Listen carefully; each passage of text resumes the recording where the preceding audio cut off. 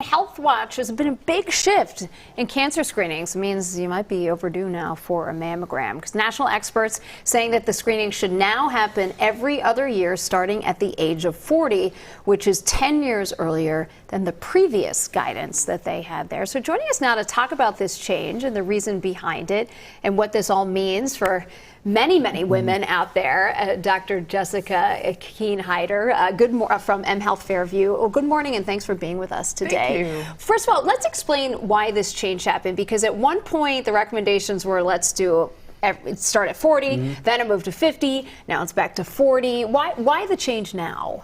Since 2015, we're seeing that the incidence of breast cancer in 40-something-year-olds has been increasing faster than it had previously, and that's the reason that the United States Preventative Services Task Force, USPSTF, gives for switching back to 40 now. And do we have any idea why we're seeing more cases? Is it better screening? Is it environmental issues? I don't think that it's screening, because if anything, we've reduced the amount of screening in 40-something-year-olds since 2009.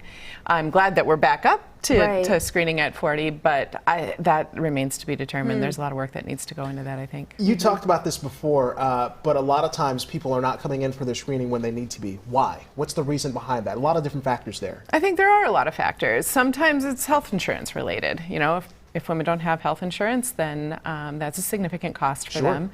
There's anxiety around, what could this mean for me? You know, what if my screening mammogram's abnormal, and the fear around that.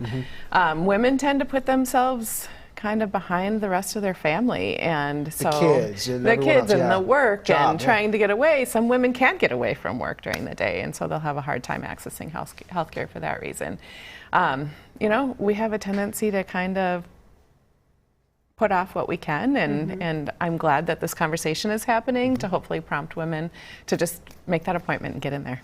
Right. And is this the same? So this recommendation, this 4-year-olds, is it for all women out there? Because we know, you know, there's differences if you have a history of breast cancer in your family. We also know that black women are far more likely to die of breast cancer than white women are. So what are we talking about when we talk about, you know, women should go in at age 40? Is that everybody? That recommendation is specifically for stated for average risk women. So it's for everybody. It's helpful if women have a conversation with their doctor young, between the ages of 25 and 30, to identify if they might be in a higher risk category. We're talking mostly about family history.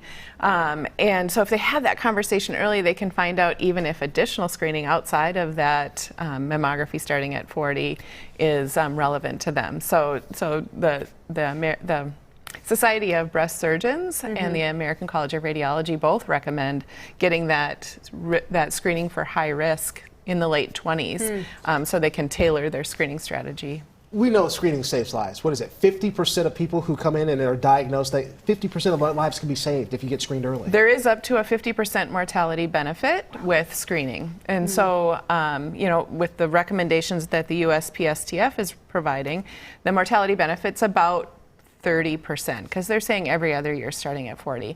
We know if we amp that up to yearly mammography starting at 40, there's about a 42% mortality benefit.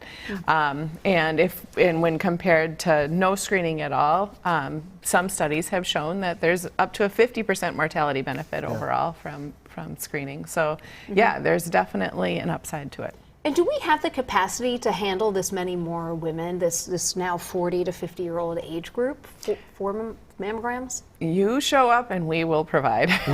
we do. You know, in healthcare economics, we're kind of trying to meet need with supply. As that need increases, we do have the capacity to extend our hours into evenings. We could add weekends, that kind of thing. So yeah, we can meet the need. Okay, so do it. Yep, that's the most important thing. Dr. Kuehn-Hajder, thank you so much for joining us this morning. Thank you for having me. I appreciate it.